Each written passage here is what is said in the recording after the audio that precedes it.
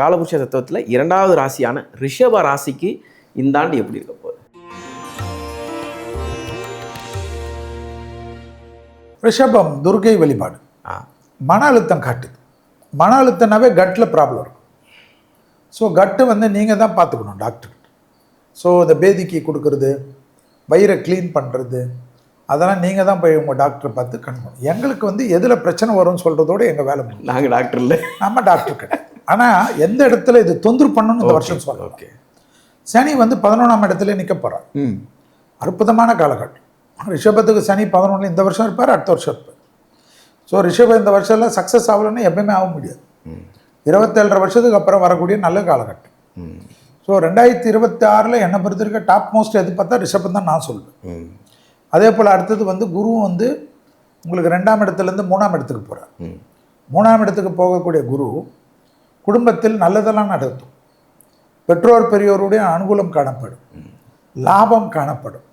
லாபம் வருதுன்னா தொழில் வரும், உத்தியோகம் வரும், வியாபாரம் வரும், படிப்பு வரும், முதலீடுகள் வரும். அடிமை தொழிலிருந்து தனிப்பட்ட தொழில் தொடங்கலாம். அதிகமாக ரிஷபம் தான் அரசியலில் பெரிய ஜெயிப்புக்கும், பெரிய பேர், பெரிய புகழ், பெரிய பதவிக்கு வரக்கூடியதெல்லாம் ரிஷபம். ஹெல்த்தில் இந்த மன அழுத்தம் இருக்குது. இந்த மன அழுத்தனால கூட இருக்கவங்களால தொந்தரவு வரும், கூட இருக்கவங்க சதி செய்வார்கள். அதிலெல்லாம் ரிஷபம் கவனமாக இருக்கணும். அதுக்கு நாங்கள்லாம் பொறுப்பு கிடையாது. செல்வி என்னடா நல்லதே சொன்னார், அது நீங்கள் தான் பார்த்துக்கணும். உன் தலையெழுத்து. கண்டிப்பாக. கூடா சகவாசம் கேடு வழி. ஆமாம். ஏன்னா 4ல் கேது இருக்குது. தாயார் வழி, தந்தையார் வழி, தேகாருக்கு நல்லா பார்த்துக்கணும். தாய்க்கு வந்து தாங்கணும். தாய் விரதம்லாம் இருக்கிறேன்னா ஒத்துக்கக்கூடாது, சண்டை போடணும். வேண்டாம், ஒரு வேலையாவது சாப்பிடு, பட்னி கிடக்காத, எனக்காக நீ விரதம் கிடக்காத, தெய்வம் உனக்கு நல்லது பண்ணணும்னு அப்படி சொல்லணும். தாயாருடைய தேகாரக்கையும் பார்த்துக்கணும், தந்தையாருடைய தேகாரக்கையும் பார்த்துக்கணும். அதுதான் முக்கியம். அதே போல் ரத்தபந்த உறவுகள் இருக்காங்களே, உடன்பெற்றோ, பெரியப்பா பசங்க, சித்தப்பா பசங்க, இவங்களாலெல்லாம் தொந்தரவு வரும். யாருக்கு? ரிஷபத்துக்கு. அதில் கொஞ்சம் கவனமாக இருக்கணும் ரிஷபம். புரியுதுங்களா? அதே சமயம் கண்டிப்பாக பிரச்சனைகள் தீர்வதற்கு எப்பயுமே இவங்களுக்கு துர்கையை பிடித்துக்கணும், துர்கை கவசத்தை கேட்கணும், துர்கை காயத்ரி கேட்கணும். அற்புதமாக வேலை செய்யும். ரிஷபத்துக்கு எதிர்பார்த்த நிறைய விஷயங்கள் 2026 ஆண்டு பார்க்கலாம். அதே போல் நான் சொன்ன இந்த நட்பு விஷயம், ஹெல்த்தில் கட்டு ப்ராப்ளம், உணவு விஷயத்தில் கவனமாக இருக்கணும். மசாலா உணவுகள் இதெல்லாம் கண்டிப்பாக பார்த்துக்கணும்.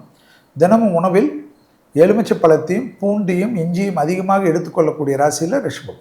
ஓகே சார், அது ரொம்ப கவனம். இந்த திருமணம் சார், அதான் சுபகாரியமே வரும்.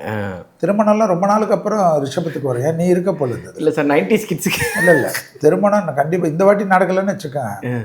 இந்த வாட்டி மே மாதத்துலேருந்து திருமண அமைப்பு இருக்கும். ஜூன் 14 வரும். அந்த திருமணம்லாம் இப்போ பண்ணலன்னு வச்சுக்கோ, அப்புறமா நான் சொல்லலை, அதுக்கப்புறம் உன் தலையெழுத்து டக்கு டக்குன்னு பண்ணிடணும். அது வந்து இது ஆகுமா, செட்டில் ஆகிறேன், நான் செட்டில் ஆகிட்டு தான் கல்யாணம் பண்ணணும்னு வச்சுக்கேன். பில் கேட்ஸ்க்கே நடக்காது. கண்டிப்பாக சார். ஏன்னா அவருக்கு இன்னும் ஆசை இருக்குதுல்ல. ஆமாம். அது போல் தான் மனிதனுங்க. அதெல்லாம் எந்தெந்த காலகட்டத்திலையும் பண்ணிக்கிறது.